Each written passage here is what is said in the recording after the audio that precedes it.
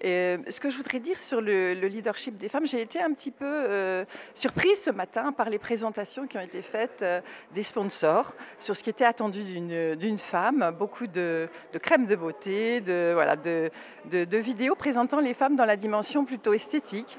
Et je voudrais dire que la réussite des femmes, le leadership des femmes, ce n'est bien sûr pas ça. C'est l'action, c'est le mouvement, c'est la détermination, c'est l'envie d'aller de l'avant. Et ça pourra fonctionner à partir du moment où toute la société bouge. Et ça, c'est important de le rappeler. Quand je dis la société, c'est la culture, mais c'est aussi les entreprises. Parce qu'une femme méritante, c'est pas forcément une femme qui se sacrifie, c'est une femme qui veut réussir au même titre qu'un homme dans l'entreprise. Et pour ça, l'entreprise a besoin de mettre en place une organisation adéquate, tenant compte des réalités de la vie d'une femme, la maternité, le fait peut-être d'avoir des enfants, d'avoir un conjoint qui lui aussi désire consacrer du temps à ses enfants. Et donc concrètement, cela passe par des crèches, une organisation de travail qui ne cultive pas le présentéisme, c'est-à-dire qui laisse de la liberté aux femmes, mais aussi aux hommes, de pouvoir passer du temps avec leurs enfants.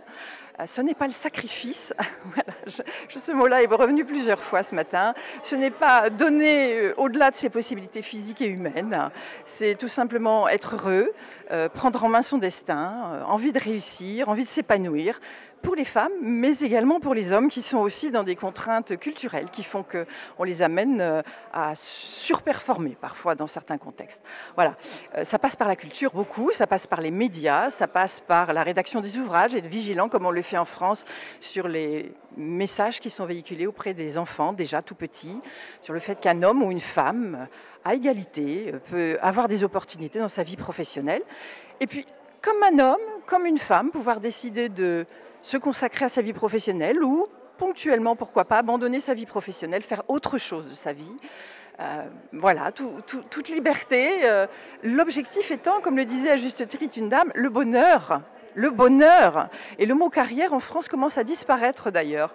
Il y a eu tout un vent, je dirais, pour repartir aux fondamentaux de ce qu'on appelle la réussite. La réussite, c'est la réussite d'une vie dans sa globalité, une vie professionnelle, mais aussi une vie familiale. Voilà, d'être heureuse et d'être heureux pour les hommes aussi. Et je pense que le mouvement d'émancipation des femmes va profiter aussi très largement aux hommes. Et donc j'invite tous les hommes marocains à être des partenaires aux côtés de leurs épouses et aux côtés de leurs filles aussi, pour amener cette société à évoluer dans le bon sens, dans le bonheur de tous. C'est ce que je souhaite à toute la société marocaine. Merci.